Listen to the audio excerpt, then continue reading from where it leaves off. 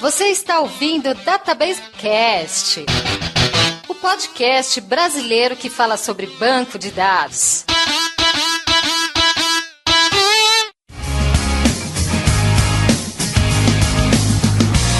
Olá pessoal, meu nome é Mauro Picchigliani e quem aqui lembra do SQL Anywhere? Oi gente, aqui é o Wagner Crivellini, eu ia fazer uma piada horrorosa, mas deixo isso ao cargo do especialista, o Mauro. Aqui é Sebastião Helson e eu ainda uso arquivo de texto ao invés de banco de dados. Nossa.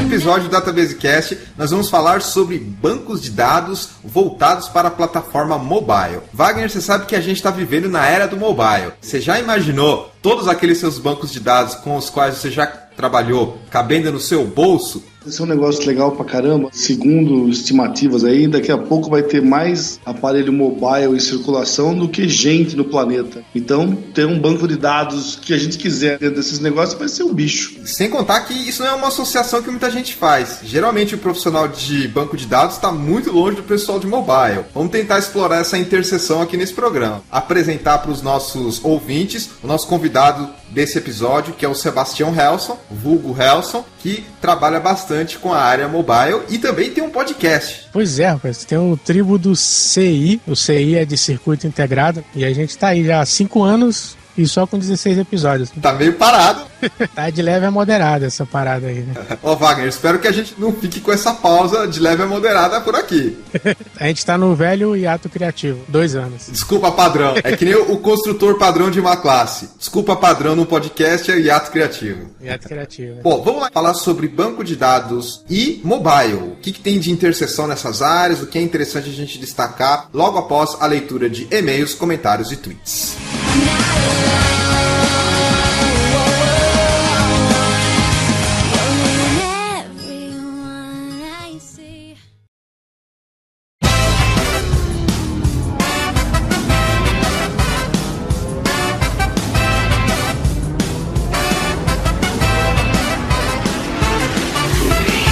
Interatividade com os nossos ouvintes aqui do Database Cast, Wagner. Vamos pegar o feedback em relação ao episódio anterior, que falou sobre como é trabalhar com banco de dados no setor público. Perfeitamente, com o Lucas. Foi um podcast bem diferente, porque a gente abordou um tópico que não é muito comentado em geral, ou seja, é um tópico que envolve banco de dados, mas de uma maneira um pouco diferente. A galera gostou dessa visão nova. Muita gente elogiando, quer dizer, muito entre aspas, porque o pessoal tá de férias, galera, no geral, desapareceu, mas quem comentou, elogiou. Antes da gente pegar o feedback, Wagner, eu tenho 2 anúncios para fazer. Novamente, esse Database Cast é um oferecimento da Nerve Informática, uma escola que fornece cursos de Oracle aqui em São Paulo, do nosso colega Ricardo Portilho. Eles têm cursos de Oracle, estão começando agora com cursos de MySQL, sempre tem um evento, uma palestra, algo muito bacana, principalmente para quem está procurando certificação, Wagner. É um caminho que todo mundo acaba procurando aqui no nosso mercado. Eles têm vários cursos voltados para certificação em diferentes níveis, tanto para quem está começando, para quem já está num nível pleno, para quem é sênior, enfim. Se você está procurando conteúdo em termos de cursos presenciais, tanto para Oracle quanto para MySQL, dá uma olhada lá no site da Nerve Informática, entre em contato com o pessoal que vale a pena. Eles fazem um trabalho muito bacana, com conteúdo de qualidade, com recurso adequado. Então, eles têm o material, têm as apostilas, têm o hardware, eles têm toda uma metodologia de ensino muito legal para quem está querendo mais conhecimento no Oracle, que não é algo tão fácil assim em relação aos outros bancos. Cada SGBD tem suas características, o Oracle é um dos mais conhecidos aí do mercado, com maior presença em aplicações de ponta. E outra coisa, para quem não conhece o Ricardo ou a empresa dele ou a equipe dele, tem um Database Cast gravado com o Ricardo Portilho sobre a história do Oracle, por sinal. Tem o Database Cast da história do Oracle e também o Database Cast de certificações, que foi com o Ricardo Portillo. E além dos cursos da Nerve Informática, Wagner, vai haver uma palestra chamada Oracle Internals, lá na Nerve Informática, que vai discutir sobre a arquitetura interna do Oracle, Data Blocks, Route Chaining, Route Migration, entre outros assuntos. O palestrante vai ser o Carlos H.Y. Furushima,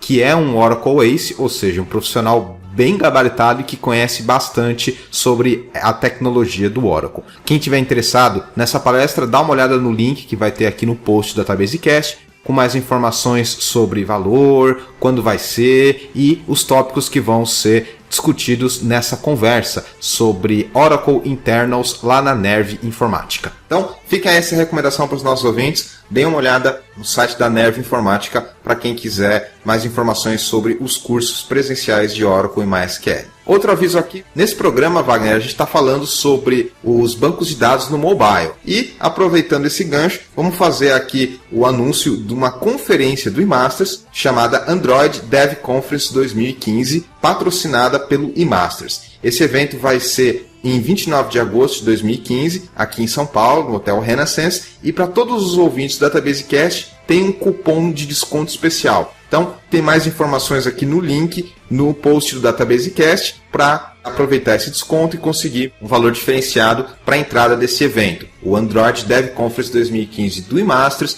que vai falar sobre Android, desenvolvimento com as ferramentas que vem por aí, com a nova versão do Android, também bastante coisa de testes. É um evento bem bacana para quem trabalha com desenvolvimento e quer conhecer mais a comunidade que desenvolve para Android. Estou gostando dessa nova fase do DatabaseCast, que o ouvinte, além de prestigiar a gente, ainda ganha desconto. A gente está batalhando em algumas parcerias, em alguns oferecimentos, para que a gente traga não só conteúdo de qualidade para os nossos ouvintes, mas também algo que ele possa aproveitar para se aprimorar e melhorar na sua carreira. A gente dá muitas dicas, a gente fala bastante coisa, a gente coloca contatos aqui com os convidados, mas também a gente corre atrás de alguns diferenciais para o ouvinte do DatabaseCast. Então vamos lá, Wagner, o que você separou de feedback em relação ao programa anterior, Banco de Dados na Carreira Pública? Pois é, Mauro, hoje para variar eu vou ler os tweets que nós fomos referenciados. Algumas pessoas nos mencionando aí, né, alguns sempre falando sobre o DatabaseCast, como o Igor Antônio, que está sempre nos nossos comentários, o próprio Lucas, que participou, tweetou também. Tem o comentário do Valcilon, ele escreveu, ouvindo o DatabaseCast sobre banco de dados no setor público,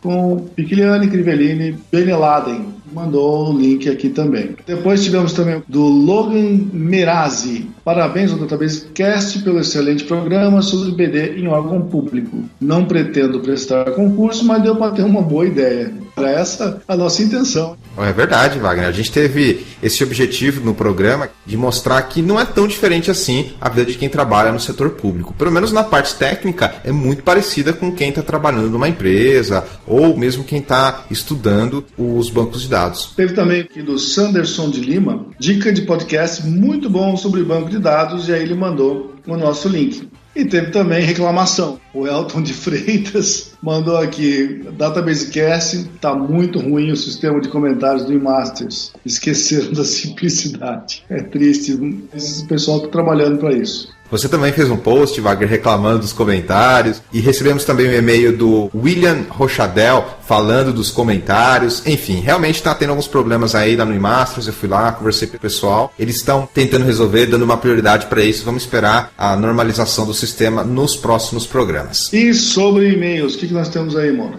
William Rochadel, que além de reclamar do CAPTCHA, ele disse que o programa foi muito legal, falando sobre as profissões do servidor público na área de tecnologia. Ele disse que a gente fez um panorâmica bem pé no chão, para tirar a imagem daquele emprego dos sonhos. E disse também que essa é uma profissão interessante, com seus pontos positivos e negativos para serem pensados, até porque o salário não é o diferencial. Há muitas empresas que pagam melhor do que a iniciativa pública e, infelizmente, por isso os bons profissionais não têm sido atraídos para o serviço público. Você confirma isso, Wagner? Na nossa área em especial, sim. Né? Se lembrar, inclusive, que o Lucas mencionou que as atividades fim são muito bem remuneradas, como auditores e coisa e tal. Agora, as atividades meio que são usadas por todo mundo, que é o nosso caso, já não tem um reconhecimento de acordo. E aí a coisa fica complicada, né?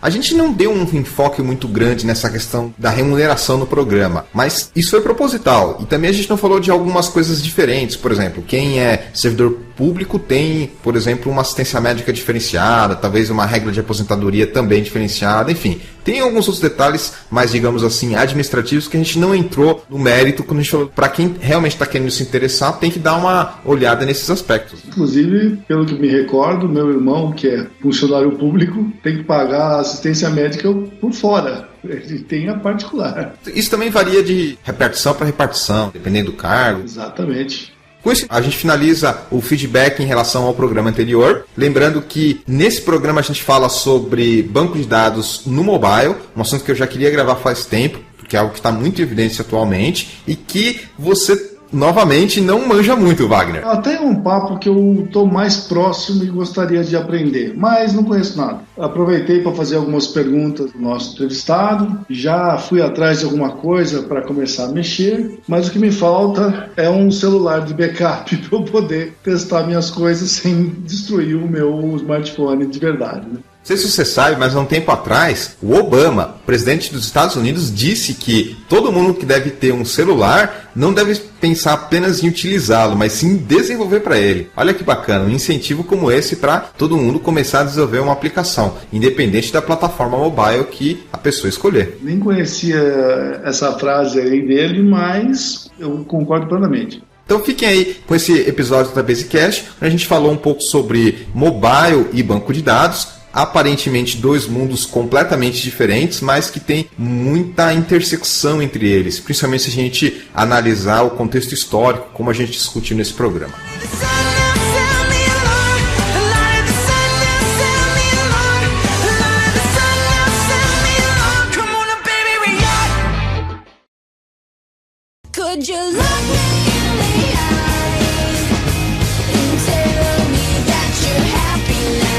Bom, começando o bate-papo de hoje, como eu falei, um assunto muito interessante. Aliás, Helson, antes de você se apresentar, gostaria de dar meu depoimento. Eu sou muito interessado em aprender a lidar com SQLite e outras ferramentas do gênero. Já tentei antes, mas sempre meu impedimento era conhecer Java, conhecer linguagem tal, linguagem não sei o que. Cara, isso para mim era um desastre. Se agora temos um SQL para a gente aprender, pelo amor de Deus, ajuda a gente aqui. Antes de tudo, por favor, se apresente. Eu sou o Sebastião Helson, como já foi dito. Pode-se dizer que eu trabalho com mobilidade desde 2005. Eu comecei com isso, era numa terça-feira, chovia muito, né? E eu comecei, na verdade, em Goiânia, numa empresa que eles trabalhavam com georreferência, que eles faziam software que o pessoal chama de utility. Até faz um link aí com o episódio que o pessoal gravou de GIS, Sistema de Informações Geográficas. Isso que é convidado esperto, tá vendo? Já até sabe fazer as referências com os nossos episódios. Eu lembro que já veio fazendo com a lição de casa pronta, bicho. Profissional da área é outra coisa. Já tá com a cartilha decorada, né? Então, por volta de 2005, eu entrei nessa empresa e lá na época eles usavam até aquele Palm como dispositivo móvel para fazer levantamento de rede elétrica. E na época eles usavam aquele CodeWaver, que é feito em C++, e eles exportavam um arquivo de texto, e esse foi o começo do contato com o mobile. Depois veio o Windows CE, que tinha aquela programação toda, bem depois que apareceu o iOS e depois veio o Android. Mas eu tive primeiro contato com o Android porque programava em Java, então parecia uma migração mais natural ali. Você chegou a pegar alguma coisa daquela época meio nebulosa, que o pessoal não sabia certo para que direção ir no mobile, e teve aquelas tecnologias como o famoso WAP? Cara, eu cheguei a estudar isso na faculdade, mas eu não cheguei a participar de nenhum projeto. Eu fui direto pro Java Micro Edition. Que não era tão melhor assim, mas já era alguma coisa. Nós estamos falando de uma época em que não existia um smartphone. Em 2005, isso é pré-smartphone. Então, tinha uns negócios malucos lá que a internet no celular era um desastre, cara. Meu Deus do céu. A internet tinha quase que um padrão próprio. Eu lembro que o primeiro modelo que eu vi de celular, que era smartphone, era um da Motorola que vinha com o Windows. Ele era no celular de flips. Então, foi na época do Palm Trio ali, que tinha um modelo com flip da Motorola, lançou com o Windows CE, se eu não me engano. Acho que era o Windows CE, nem o Windows Mobile era ainda. Tinha também muito naquela época o Palm, que tinha o seu sistema operacional Palm OS. Eu lembro que na época que eu estava na faculdade, acho que segundo ano, alguma coisa assim, eu fiz uma apresentação sobre o Palm OS, porque ninguém conhecia. E não se falava muito em mobile naquela época. Óbvio que já tinha uma coisa de celular, mas meio que estava separado. Essas abordagens mobile, já com o Palm OS e outros, Até os tablets da Microsoft, os iniciais, eram daquela época também. Não lembro agora, mas tinha alguns tablets da Microsoft. E do outro lado você tinha o celular, que nem 2G era ainda. Os tijolões e tal, que basicamente só tinha o jogo da cobrinha no celular. Eu lembro, inclusive, que tinha uma tendência muito forte para miniaturização. O celular era cada vez menor. De repente descobriram que dava para virar alguma coisa mais inteligente. E aí começaram a crescer de novo, porque as telas eram pequenas demais. Pra mim foi uma maravilha aquilo lá. Eu já nem conseguia digitar mais no celular. Esse celular que eu tô falando, eu acho que ele era meio uma miniaturização daqueles pages que você tinha, que parecia uma carteira que você abria, assim, também era como se fosse um flip também. Isso, eu tive desses também. Quando ele tinha estilo, assim. Daqueles que tinham mais a canetinha, porque antes você falou do pager, eu lembrei daquele Teletrim que o pessoal usava na cintura, que tinha o caso clássico lá dos médicos e tal, mas aquilo nem rodava aplicativo. Esse que eu cheguei a ver é da Microsoft mesmo, e era como se fosse um laptopzinho pequeno, assim, que cabia tipo do tamanho de uma mão, mais ou menos. E o celular, esse que eu tô te falando, ele era esse celular só que com uma telinha de 12,5 polegadas, uma coisa assim. Ele é bem arcaico, assim. Quase uma daquelas calculadoras agenda eletrônica que vieram no começo dos anos 2000? É, por aí. Uma coisa assim. Você lembra dessa febre das calculadoras inteligentes, Wagner? E agenda de telefone? Eu adorava isso aí, cara. Achei um invento, porque eu não lembrava de coisa nenhuma e odiava usar agenda em papel. Quando apareceu aquilo, eu comprei na hora.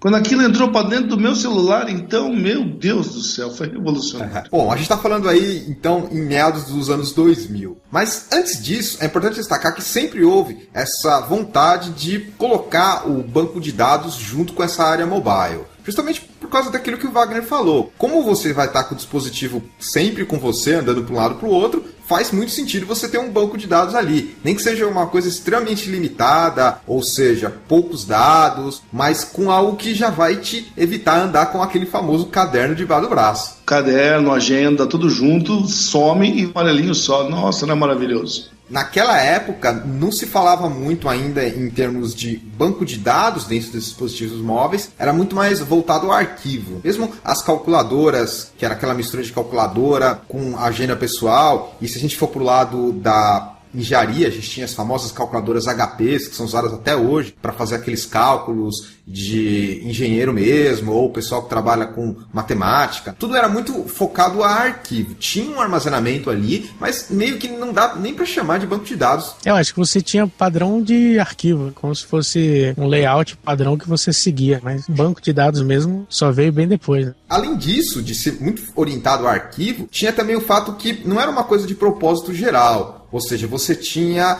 focado para uma aplicação específica. Por exemplo, a agendinha inteligente que tinha os contatos. O dado estava lá e você não podia compartilhar com ninguém, não dava para fazer nada mais do que incluir, alterar, excluir e consultar. Era completamente independente e feito para aquilo. Então, não tinha muito esse conceito de um banco de dados mais geral, que é um ponto centralizador, onde todas as aplicações vão pegando os dados dali. Era algo muito específico assim e focado em arquivo. Por outro lado, a gente já tinha aí os mainframes, já tinha alguma coisa de SQL no back-end das grandes aplicações. E só uma piadinha aí a respeito daquelas famosas agendinhas. O dia que eu descobri o cabo e o programinha para fazer o backup das agendas, nossa, eu achei revolucionário, cara, porque era um sofrimento. O bagulho quebrava, você perdia todos os seus contatos, toda a sua história, você não tinha mais nada na mão. Era um desastre total. É, realmente era uma coisa assim. E nada se conversava com nada. Como eu falei, você tinha as calculadoras lá da HP, que era a calculadora científica, e tinha o seu formato de dados, e às vezes eles até conseguiam fazer a comunicação via infravermelho, enfim. Você tinha essas calculadoras aí misturadas com agenda, tipicamente da Casio. Tinha até aquele reloginho de pulso com calculadora. Você chegou a ter um, Wagner? Não, esse não. Muito pequeno pra mim, não dava. Eu acho que eu tive um desses. Colocava 1 milhão de alarmes diferentes. Só porque você permitia, a gente colocava. Era moleque. Você que gosta de relógio tipo cebolão, não pensou em ter um desse quando você estava na faculdade, Wagner? Pra calcular lá a taxa de crescimento das plantinhas? Imagina, você acha que eu ia botar? Eu não conseguia digitar se tivesse tecla demais ali, ó. Você preferia aquele lápis que tinha a tabuada na lateral? Ah, isso aí eu tive quando era moleque, hein? Essa cola eu tenho até hoje. Né? Isso foi evoluindo e do lado de software, com a evolução da microinformática, começou a se falar um pouco mais sobre os bancos de dados mobile. Apesar de você não ter uma unificação de uma plataforma. Como a gente falou, tinham diversos fabricantes que faziam diversas coisas. Você tinha o pessoal do pager, o pessoal da calculadora, da agendinha, alguma coisa aí já de Palm OS que estava vindo. E começou a se discutir um pouco essa questão de levar o banco de dados para dentro do dispositivo de uma maneira um pouco mais, digamos assim, evoluída, sair desse conceito de arquivo. Eu lembro bastante que, na época, eu já citei aqui, o DBase era muito popular, tinha até o DBase 3 Plus, alguma coisa assim, e já se falava de levar o DBF para o mobile, alguma coisa nesse sentido, antes ainda da popularização do SQL. Você imagina, Wagner, consultar lá o seu DBF dentro de um dispositivo móvel? DBF em dispositivo móvel é para acabar, né? É muita tortura. Você conhece essa tecnologia, Helson? DBF, Clipper e essas coisas?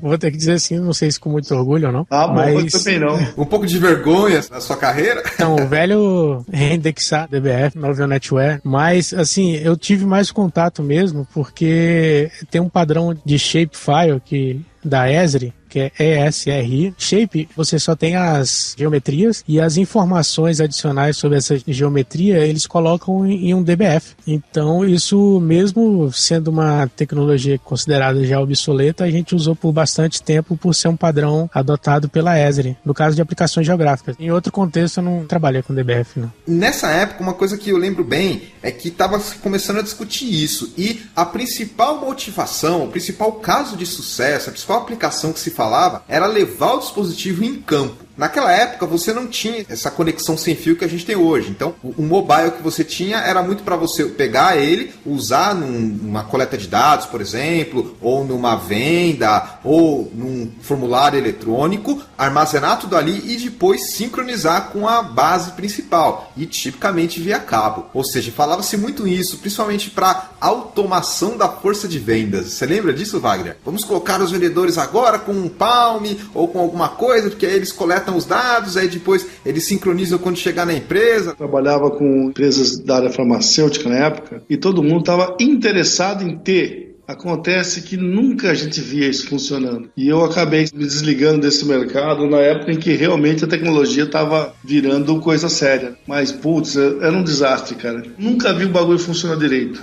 Eu tinha um parente relativamente distante, mas ele chegou a trabalhar nessa área. Então, o que acontece? Ele era representante de um laboratório farmacêutico e fazia parte do trabalho dele visitar os clientes para apresentar as novas medicações, deixar a amostra grátis e conversar um pouco com o médico como é que estava o uso dos medicamentos daquele laboratório. E ele precisava ter o seu dispositivo para armazenar, porque antes era tudo no papel. Então, tinha essa necessidade de você, de alguma maneira, automatizar a entrada de dados e armazenar ali. Isso dava para fazer com um arquivo texto sem problemas. Só que tinha essa segunda parte, que é quando a pessoa voltava da operação de campo. Ou seja, quando ela voltava para a sede ou para a filial e precisava fazer o descarregamento dos dados que estavam no dispositivo móvel dele para a plataforma. Isso com cabo. E aí sim que ficava complicado você fazer só com arquivo texto. Porque você precisava ter uma certa lógica para, primeiro, garantir que você está fazendo a sincronia dos dados, não só baixando de um dispositivo e jogando no outro,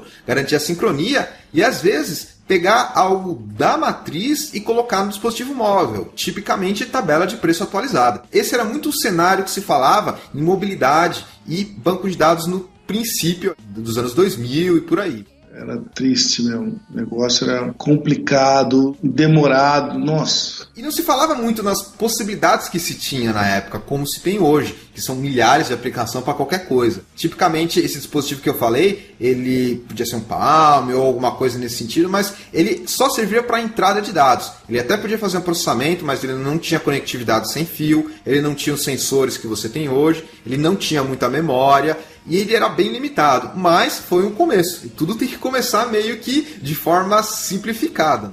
A gente não se dá conta disso, mas às vezes você para pensar e fala, nós estamos falando de um negócio que era 10 anos atrás e não existia um monte de recursos que hoje a gente tem à mão. Mas já percebeu que nesses 10 anos, a infinidade de aplicações que foram criadas para os smartphones, que também surgiram nesse período, mas existe coisa para tudo, cara. A produção de tecnologia é um negócio muito rápido. Falando até um pouco da minha formação, eu fiz curso técnico pelo Senai, ninguém tinha notebook, a gente ia para o laboratório, isso foi em Araguaína, Tocantins, a saber, né? A gente ia pro laboratório, eu tive meu primeiro computador, que era um Pentium 4, foi em 2002. Só via desktop, basicamente. Não tinha nada de dispositivo móvel. Já na faculdade, que foi em 2005, no começo da faculdade, em Goiânia já, 2 ou 3 gatos pingados que tinham um notebook. Veio pro fim do curso, que são 4 anos, a sala praticamente ninguém copiava mais papel, né?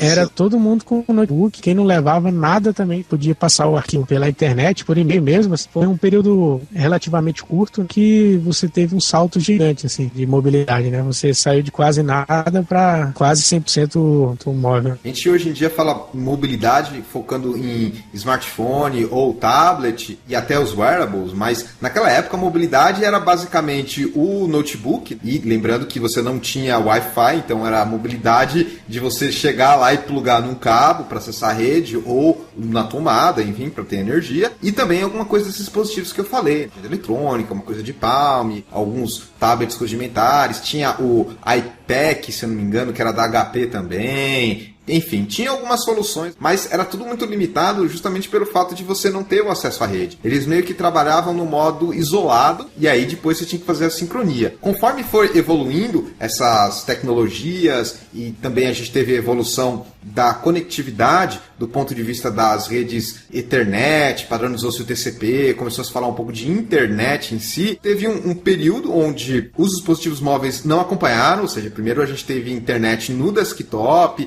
e nas redes internas, as famosas LANs, e aí conforme foi evoluindo que a gente começou a explorar um pouco com a mobilidade, considerando o Wi-Fi. Eu lembro da época que a Apple fez o lançamento do seu primeiro dispositivo conectando Wi-Fi, que foi um grande sucesso, e aí isso foi evoluindo, Wi-Fi, padronização, até o que a gente tem hoje. Analisando em perspectiva, sempre houve essa necessidade mobile, alguns enxergavam ela mais claramente, outros não, mas houve sempre também uma limitação técnica do ponto de vista de conectividade, de duração da bateria, de memória que você podia ter e até de processador. Isso foi evoluindo até o cenário que a gente tem hoje, onde praticamente é prioridade o mobile em relação às outras formas, desktop ou até mesmo notebook.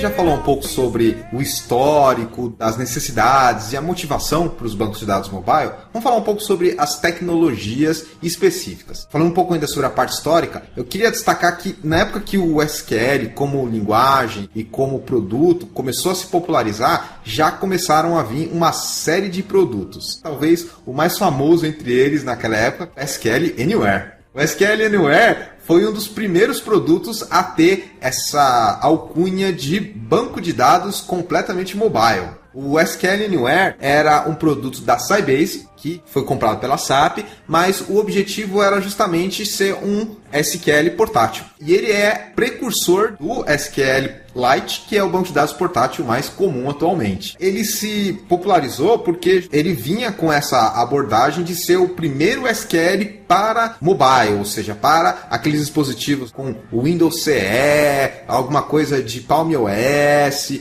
enfim. Ele veio com essa abordagem e, de certa maneira, facilitou um pouco, porque você já tinha alguma coisa ali no mobile que você podia fazer sem depender dessa conexão constante com a fonte de dados, que provavelmente devia estar na empresa. Lembrando que a gente está falando ainda na época pré-internet e pré-Wi-Fi. É muito antiga essa ideia de banco de dados no mobile, em particular com a linguagem SQL. Ele teve uma certa relevância, ou seja, ele conseguiu um público grande e acabou sendo englobado na solução de produtos da Sybase. Então, A gente pode destacar aqui que ele começou em 92, a versão número 3 já, então ele já veio aí de um outro produto que era o Watcom SQL, ele evoluiu bastante, focando nessa ideia de replicação, que era aquilo que a gente falou. Você pega a sua força de vendas ou o seu usuário que vai a campo, coleta os dados, chega na empresa e faz a sincronização, faz aí a replicação, cuidando inclusive de detalhes como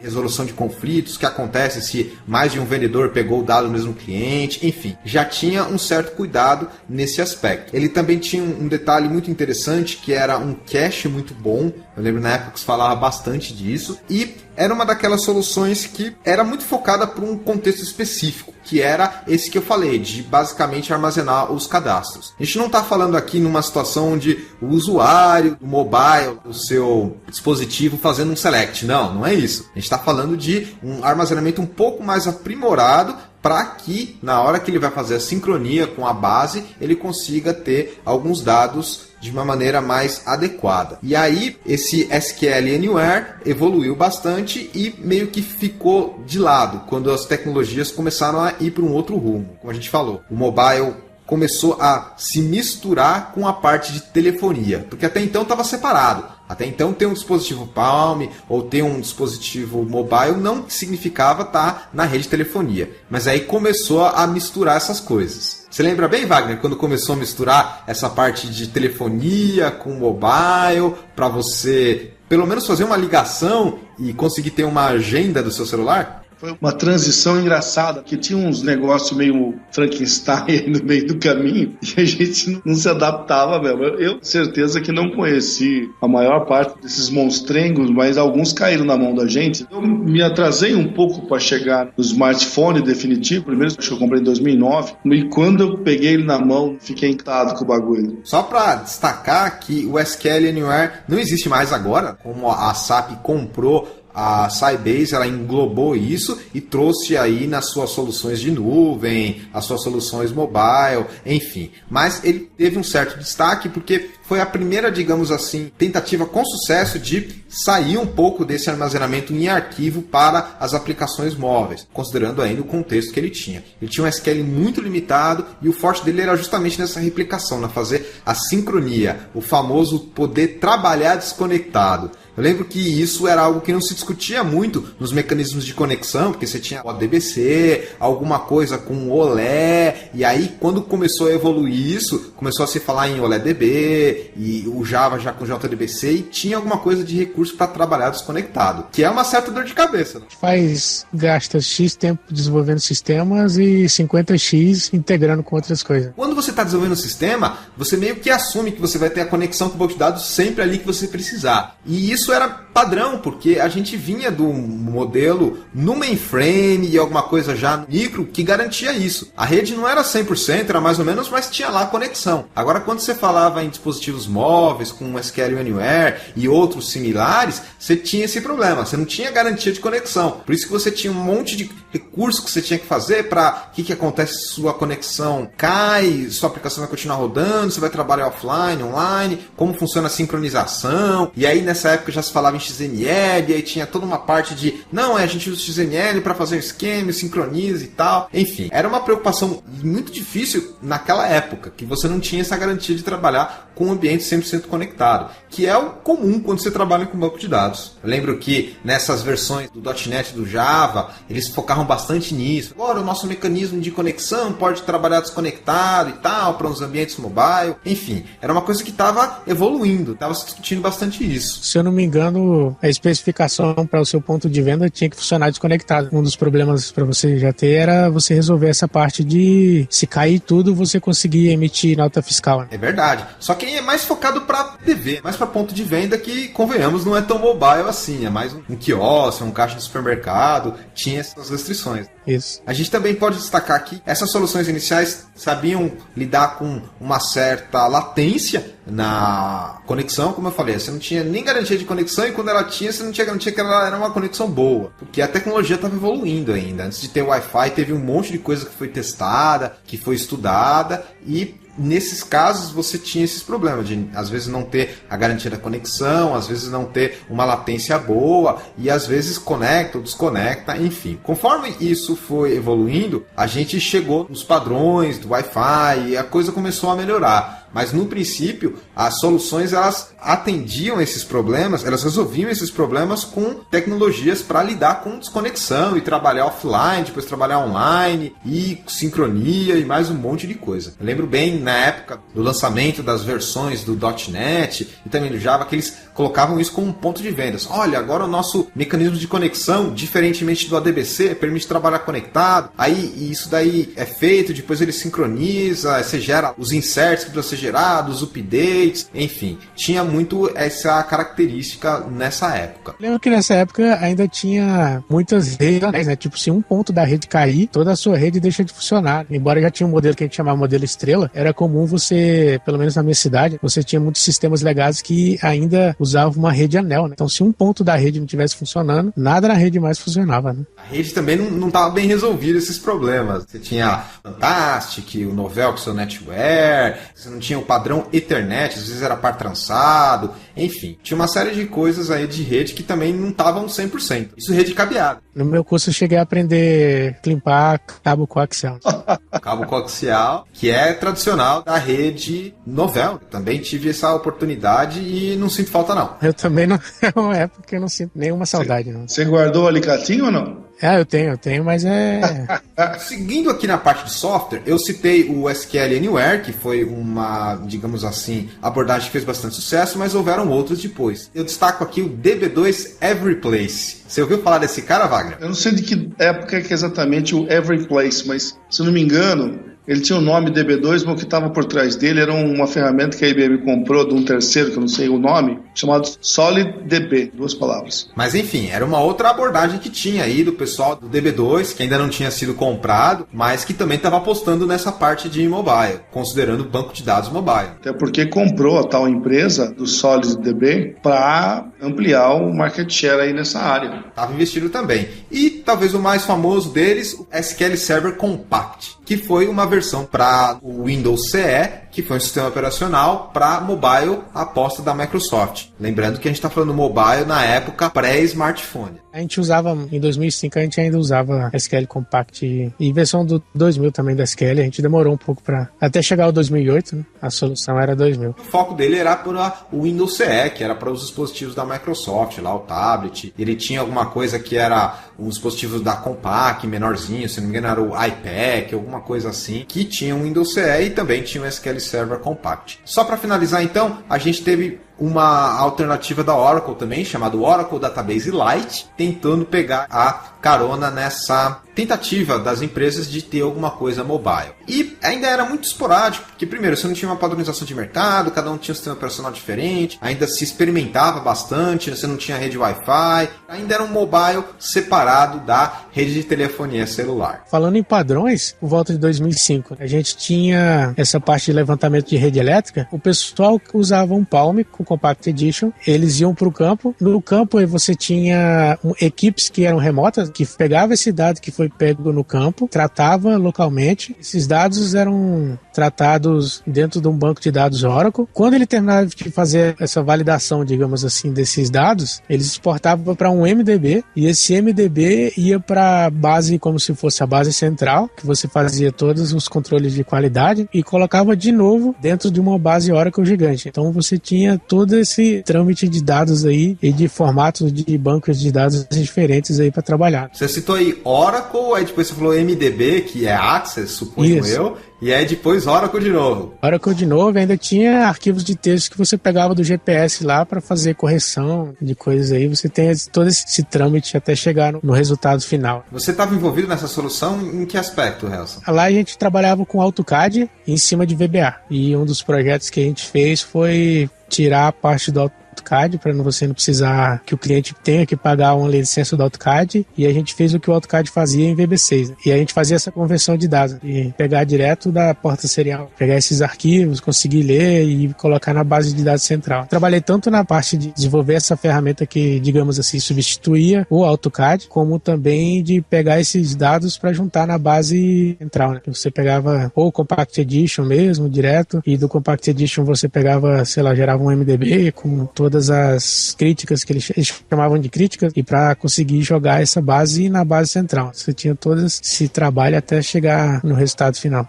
Andando um pouquinho para frente, a gente teve o começo da junção dos dispositivos móveis com a telefonia celular. Na época, você tinha basicamente os celulares ainda pré-smartphones, mas já com uma conexão com a rede celular e que rodavam basicamente as aplicações Java ME. Não tinha SQL não, você tinha um formato de persistência de dados, que eu lembro que tinha a mesma sigla do Richard Stallman, que é RMS, e que era limitadíssimo e você tinha especificações diferentes para cada dispositivo. Eu lembro que na faculdade um amigo meu comprou o E61 e tinha o E62, que era o que implementava todas as características do Java ME e dava pra gente testar. Depois adquiri um Motorola A1200 que também tinha todo o seu conjunto de especificações que implementava o Java ME também, para poder testar minhas aplicações. A gente poderia dizer que o pessoal que trabalhou com Java ME nesses celulares pré-smartphone seriam os verdadeiros pioneiros, os desbravadores da era mobile?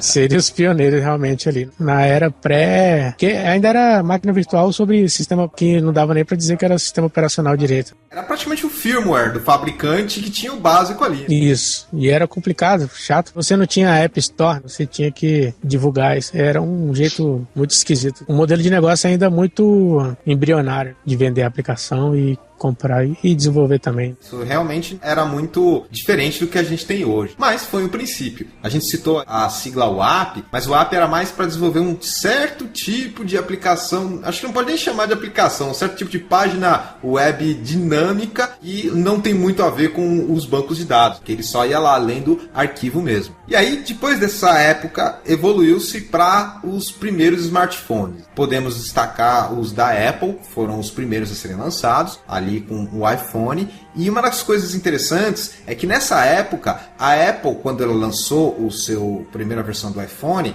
ainda não tinha como desenvolver para ele. Teve o lançamento do iOS, já tinha alguma coisa forte ali para você comprar música, que veio do pessoal do iPod, mas você ainda não tinha a loja de aplicativos e como desenvolver para isso. Então, você não sabia o que dava para fazer. Mas por trás do pano já tinha alguma coisinha de arquivo para armazenamento, óbvio, e também o SQLite, que foi o banco de dados de código aberto, inicialmente criado nessa época e que se tornou o mais popular até hoje quando a gente fala em banco de dados mobile. Você lembra do comecinho da época dos smartphones, Wagner, quando se falava em iPhone pela primeira vez? Como eu sou um cara chato, não gosto de Apple, quando todo mundo começou a comprar os iPhone, ai que maravilha, eu fiquei para trás, não queria mexer nisso. E como eu disse, só vim a ter o meu primeiro smartphone anos depois, e foi Android que eu uso até hoje. Mas eu lembro quando começou, e eu não fazia ideia da capacidade que tinha um smartphone, eu não achava que era tão diferente assim. Eu realmente fiquei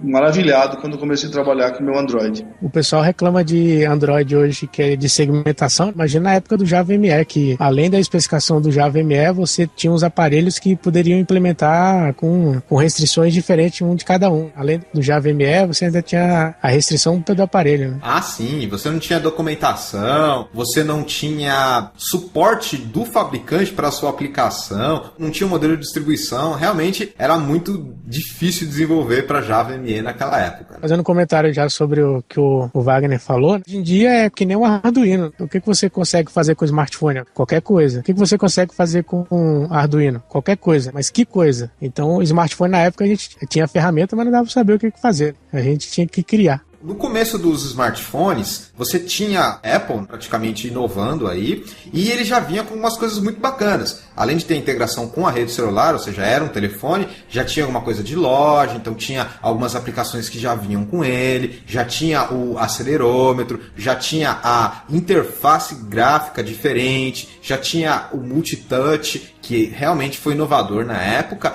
mas nas primeiras versões do iPhone e do iOS, não tinha como desenvolver aplicações. E, se eu não me engano, o Steve Jobs não queria abrir isso, ou seja, não queria abrir para os desenvolvedores criarem aplicações. Mas parece que ele foi convencido pelo pessoal da área técnica e tal, e aí criou-se esse modelo de negócio dos desenvolvedores criarem aplicações e criar a loja, a famosa App Store. Aí começou a brotar aplicação para tudo quanto é lado. Diga-se de passagem, é completamente diferente do modelo de negócio que a Apple sempre teve. Sim, hardware, software, tudo que ela tinha controle e não deixava ninguém nem abrir a tampa para ver a bateria que tinha dentro. Apesar que já tinha ferramentas para desenvolvimento no macOS. E esse macOS, ele tinha, por exemplo, a linguagem Next, que você já conseguia desenvolver para ele. Então, tinha alguma coisa para desenvolvedor. Talvez, digamos assim, não tão aberto quanto outras tecnologias, já tinha alguma coisa. E a App Store, ela veio muito nos moldes do iTunes, que era aquela loja que já estava fazendo um grande sucesso por causa do iPod. Tanto é que a biblioteca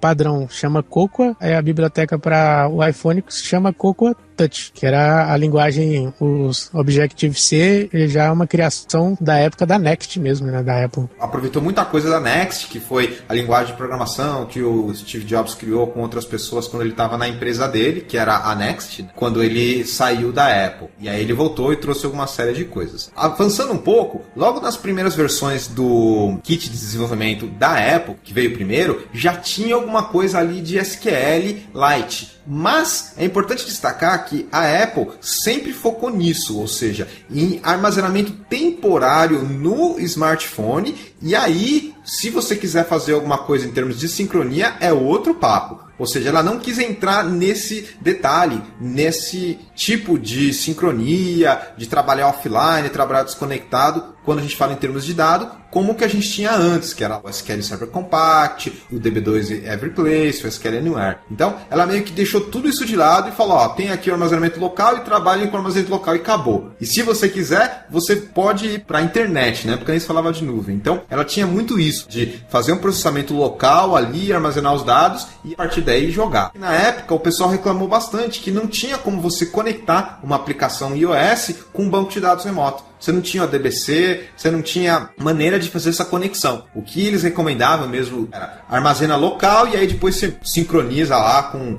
o iTunes, que era o aplicativo que rodava, e vambora. Entendeu? Eles não tinham esse modelo de você trabalhar e se conectar num banco via Wi-Fi. Interessante ver isso, porque eles meio que abandonaram todo o expertise que a gente tinha desses outros softwares. Realmente, é engraçado. Até certo ponto, eu acho que o pessoal do Android copiou um pouco isso. Hoje em dia se fala muito em processar local alguma coisinha e aí depois jogar na nuvem, mas é raro você ver uma aplicação Android que se conecta através de um JDBC, por exemplo, num banco de dados. É uma tendência, assim, das aplicações corporativas do Web 2.0 e de você ter uma parte lógica e você comunicar aplicações através de serviço. O iPhone e também o Android vindo em seguida, forçando o mercado a trabalhar dessa forma, eu acho que deu uma, além da Web 2.0, deu um gás a mais nessa parte de você fazer microservice e separar tudo direitinho e não conectar diretamente no banco de dados, promovendo essa abstração através de serviços. Eu acho que seria uma tendência geral da indústria de software. O XML já estava bombando nessa época. É verdade.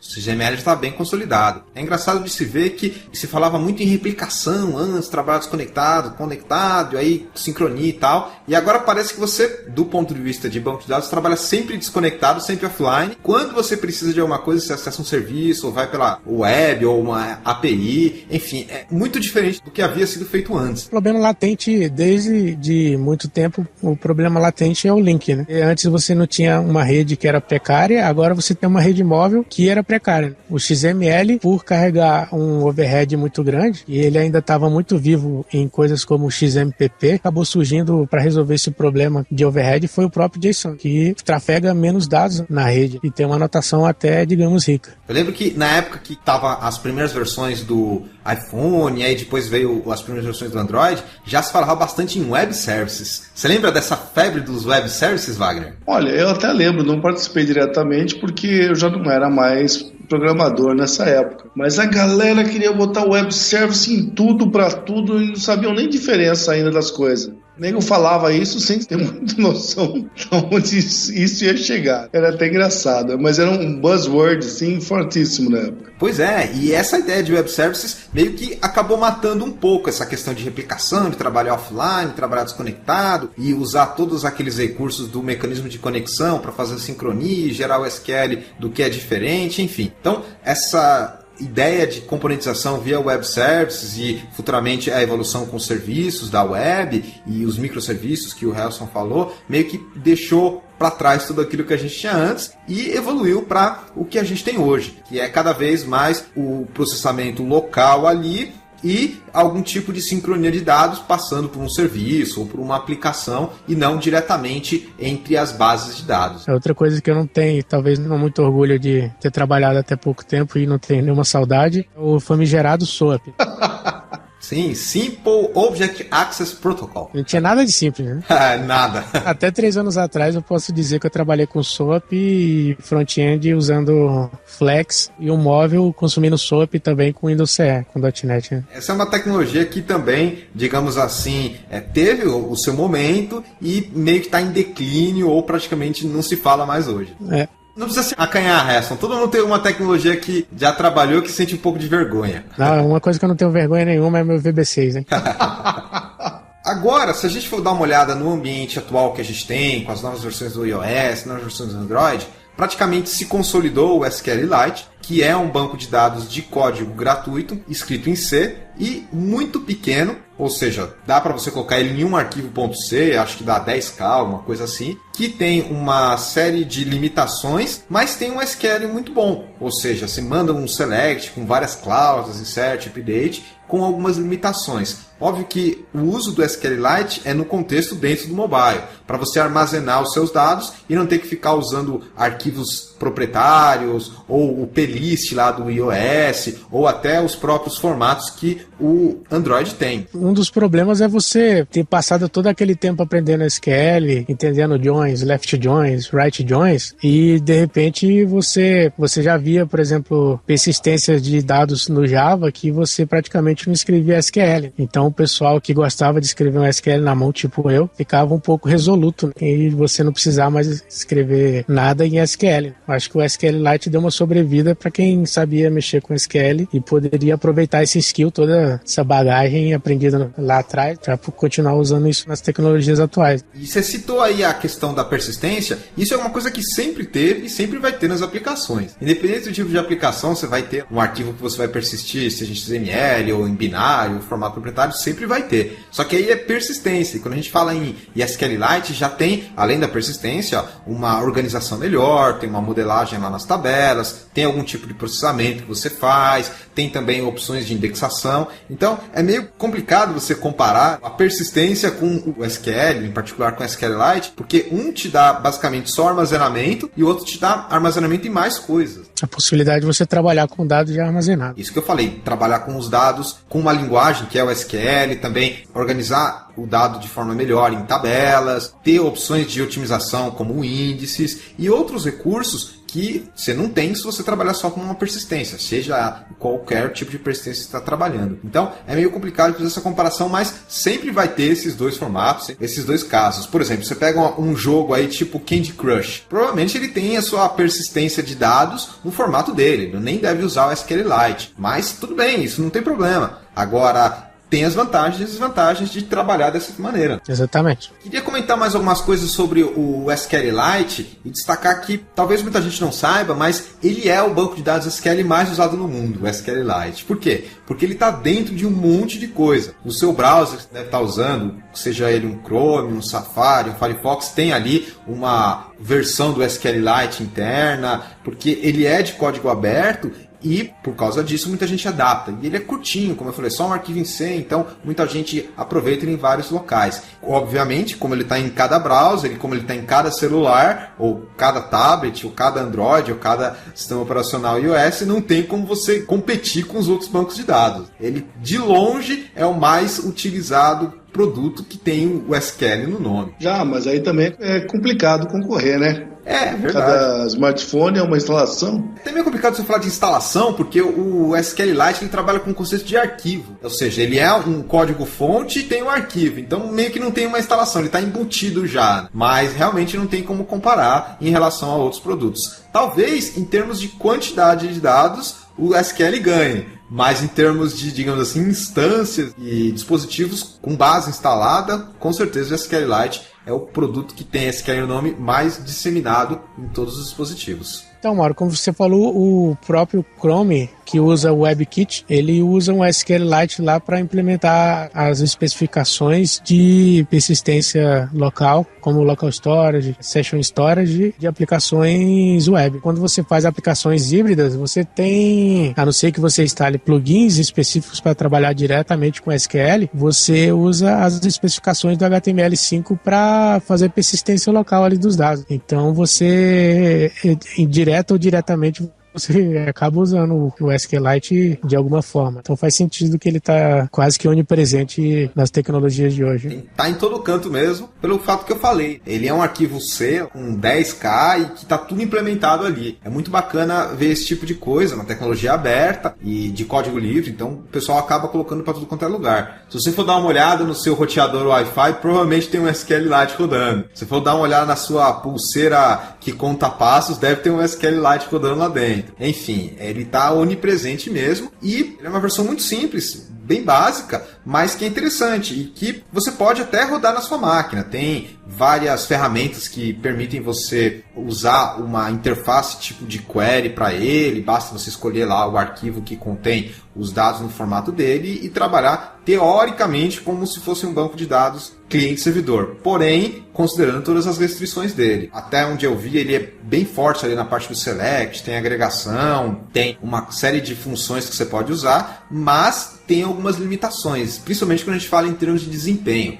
Ou seja, se você começar a falar em tuning de dados SQLite, talvez você não esteja usando a melhor ferramenta para o seu caso. Porque se você chegou num ponto que tem dados suficientes no SQLite para você precisar de tuning, eu acho que vale a pena você ir para uma outra abordagem. Pois é, cara. Aí começa a fazer mágica. Aliás, uma pergunta, aproveitando o gancho. A SQLite usa índice? Dá para fazer índice, mas assim, uma preocupação que a gente tem que ter é o tamanho do arquivo. Se você começar a encher de índice, você vai crescendo pra caramba o tamanho do arquivo. Você falar do Java ME, voltando um pouco atrás, você tinha limitações de mega, questão de mega. E no SQLite, no iPhone ou no Android, você consegue coisas na ordem de gigas. Você que começou a programar lá atrás, você acaba pensando assim, eu tenho que economizar porque eu não posso usar muito espaço. Mas se você dá uma olhada nas tecnologias hoje, você vê que esse espaço é muita coisa, na verdade. Com certeza. Um banco de dados de 1 GB não é nem um pouco pequeno, especialmente botando no dispositivo, né?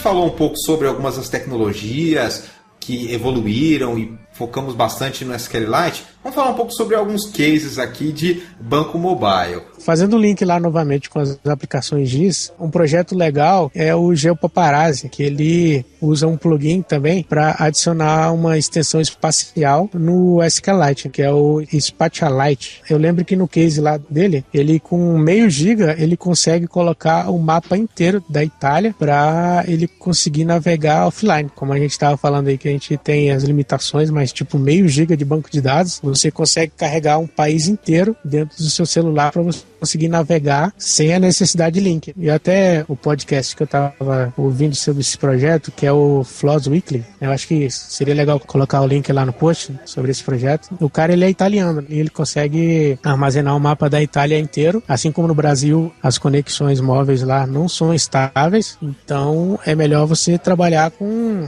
o dado realmente não considerando o link, né? Como eu cheguei a comentar lá no final da faculdade, todo mundo tinha notebook. Eu não sei se vocês chegaram a conhecer um notebook da HP, que ele era um híbrido de tablet e notebook, né? Você virava a tela dele e desconectava, né? Você virava a tela e dobrava. Não é que ele destacava, vamos dizer assim? Retirava a tela e virava um tablet? Não, esse que eu trabalhei lá, você virava a tela, é tipo a tela como se estivesse num pininho em cima, você virava a tela e dobrava ela e ele virava um tablet. Eu cheguei a trabalhar num projeto de levantamento da rede subterrânea da Light e que o pessoal comprava esses tablets e era um computador completo. Então você levava para o campo um notebook, que na verdade era um tablet, e você conseguia fazer o levantamento 100% conectado. Nessa época você já conseguia considerar o link. Lá no campo você fazia o levantamento e no escritório você já conseguia visualizar tudo que estava sendo feito. Acho que isso é um case bacana também. Isso me lembrou agora, Helson, que, pelo que a gente está vendo aqui, praticamente todas as aplicações que envolvem um banco de dados mobile, seja ele SQLite ou não,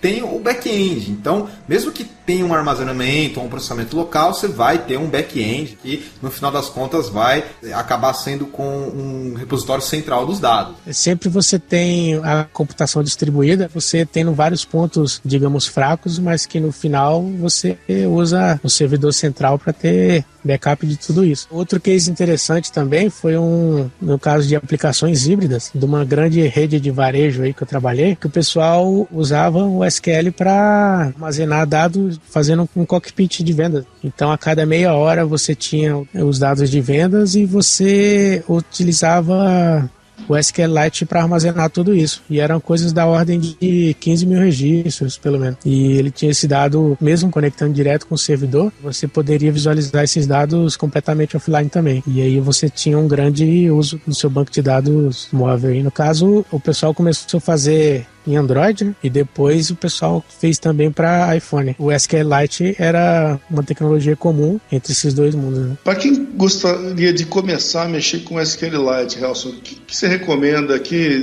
tutorial, que site? Como que ele começa nisso? Hoje tem uma documentação muito boa nos próprios sites das fabricantes, né? Tipo, o site da Android, você tem uma parte ali de persistência bem forte, que eles falam exclusivamente da utilização do SQLite. A biblioteca padrão do iPhone, que é o de persistência também, ele também considera a utilização do SQLite. Comentando sobre essa biblioteca do iOS, recentemente a Apple mudou, quando veio o SDK 6, eles mexeram nessa parte de manipulação de dados e criaram o Core Data, que é todo o framework do iOS para você trabalhar com persistência de dados. E aí você pode persistir no formato de plist, que é o formato do iOS, você pode persistir no formato de arquivo mesmo, ou XML, ou SQLite. Então, eles trabalham com o SQLite de uma maneira um pouco diferente, ou seja, eles falam para você fazer toda a manipulação, chave-valor, organização, persistência, tudo ali no Core Data e colocar tudo o que você fez no SQLite para o SQLite só como persistência mesmo. Até tem como você mandar um select lá e tal, mas não é muito o que eles recomendam mesmo. O que eles recomendam é você fazer toda a manipulação com o Core Data, que é aí um dos elementos importantes do framework do iOS,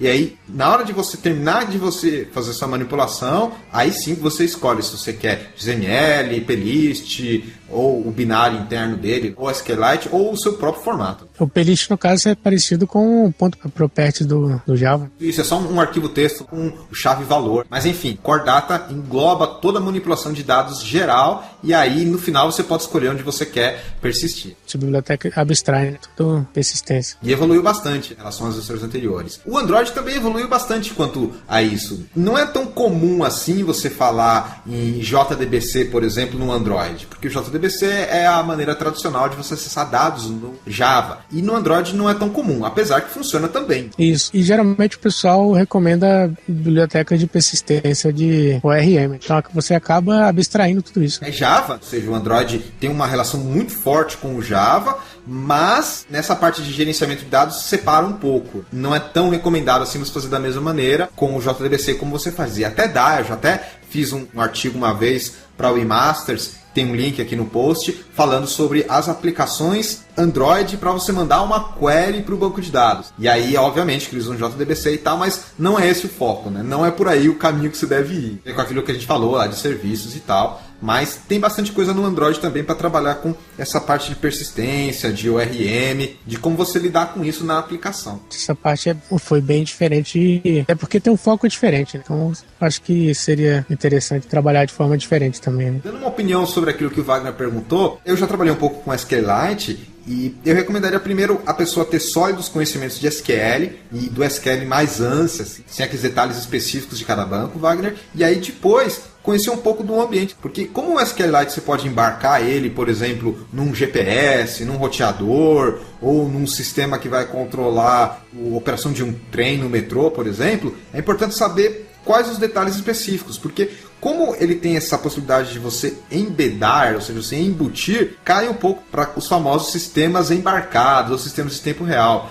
E aí você tem uma série de limitações de memória, e por causa disso pode ser que o seu SQLite que está rodando lá tenha algumas coisas que foram tiradas dele, sabe, Wagner? Tem um pouco dessa preocupação, entendeu? Entendi. Porque, como eu falei, o SQLite, ele tem essa característica de ser um arquivo lá em C de 10K. Mas se você vai embutir ele num sistema embarcado, você tem muito menos memória, e aí você tem que tirar um monte de coisa dele, ou às vezes você coloca, enfim, depende muito do contexto. Mas o que eu recomendaria é, primeiro, dar uma estudada, um conhecimento geral no SQL ANSI padrão. Tem até ferramentas que você pode usar isso no Windows, no Linux, no Mac, para trabalhar com SQLite. E depois procura se informar onde isso vai ser rodado e quais são as limitações que você vai ter. Porque provavelmente, dependendo do contexto, você não vai conseguir ter tudo que você tem do SQLite no desktop, num SQLite que está rodando dentro do browser, por exemplo. O SQLite ele é extremamente plugável, como você falou. Você consegue rodar ele em PHP, em Python, em Java e sem necessidade de uma instalação. A parte de SQL mesmo é comum para todos esses lugares, né? Vai ter umas limitações específicas para a plataforma que você estiver utilizando, né?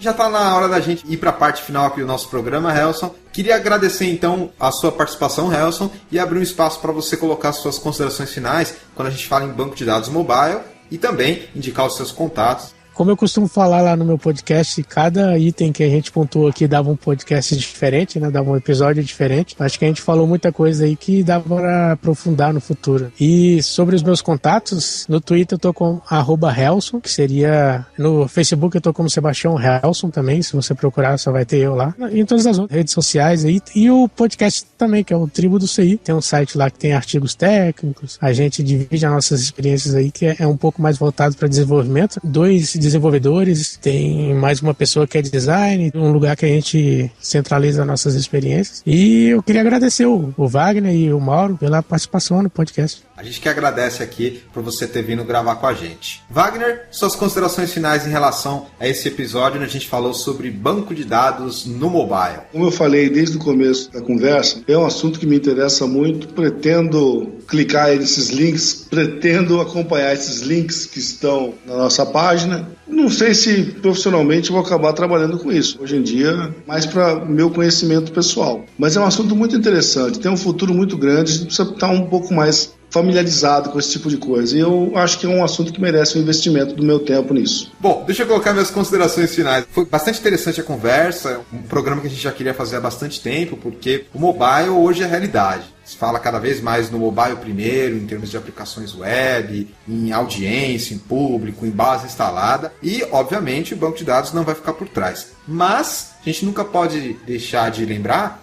que sempre que você vai ter um dispositivo mobile, você vai ter também uma infraestrutura por trás, um back-end, seja naquele joguinho que tem uma lista de melhores jogadores do mês, ou seja naquela sua aplicaçãozinha que está armazenando dados e começa a se comunicar com a nuvem. Então sempre vai ter um back-end, por trás desse back-end vai ter algum tipo de banco de dados, seja SQL, não SQL, enfim, sempre vai ter essa arquitetura aí, que é o caminho que a gente está indo. A aplicação mobile é cada vez mais poderosa em termos de recurso, processamento, memória, mas lidando cada vez menos com dado e usando mais serviços e se comunicando com as soluções na nuvem, que no final das contas lá por trás vão acabar caindo no banco de dados, seja qualquer formato de banco de dados e tipo. Com isso, então, a gente termina mais um episódio do DatabaseCast. Queria agradecer novamente a audiência de todos os ouvintes. Um grande abraço, pessoal, e até a próxima.